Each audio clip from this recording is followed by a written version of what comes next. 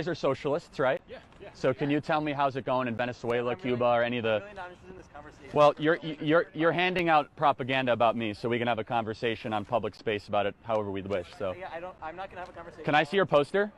That's nice. That's really good. That's good. So so I do have a question.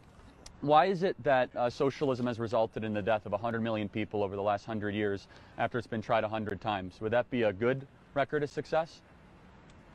That's a good question. It's like one I hear every other day when I tell people I'm a socialist. So then you should have a pretty good answer then. Oh yeah, I'm sure I should, but yeah. What is your answer? Well, honestly, I think that most socialist experiments, whether it be like the Soviet Union, like following the Bolshevik Revolution, or in Cuba, following the Cuban Revolution, I think a lot of like what has happened there, like people point to famine and exiles and so forth, like these are products of like imperialist interventions and embargoes from other capitalist nation states. So who embargoed the Soviet Union? Because the Soviet Union was an imperialist nation. Yes. So it was the opposite. The Soviet Union tried to spread communism to Zimbabwe, India, Afghanistan, Pakistan, Korean Peninsula, Vietnam, Laos, Cambodia. So they were the imperialists. Yeah.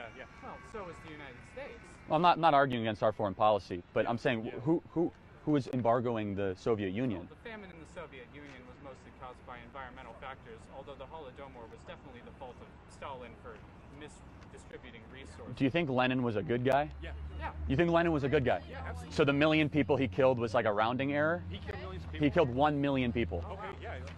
I'd like to see proof of that, but yeah, sure. Well, you could read the Gulag Archipelago and first-hand accounts of the mass extermination that Lenin put in place. I'd love to see that. Because this happened under Lenin, actually. Lenin and then Stalin, So, sure. do you know how many people die every year because of starvation caused by global capitalism and that hegemonic No, actually, starvation rates have gone down to the lowest level ever. Global poverty has reached below 10% for the first time ever. More kids are in school. Violent crime is dissipating. We have an obesity problem, not a starvation problem in America. More kids are able to get the nutrition they need. Life expectancy has gone up dramatically. Life expectancy in year 1900 was 45. Now it's 80 in America for women and 78 for men. So the world's a better place thanks to freedom of markets. Poverty is disappearing and diminishing thanks to people being able to make choices they see fit.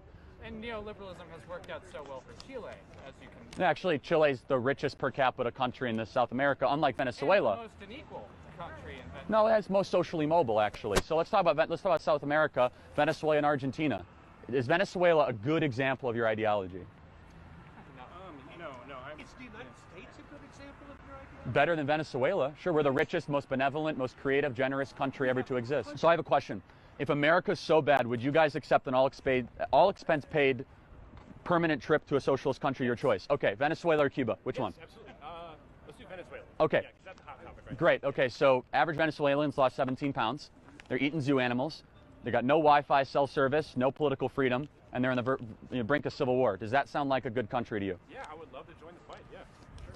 The fight for...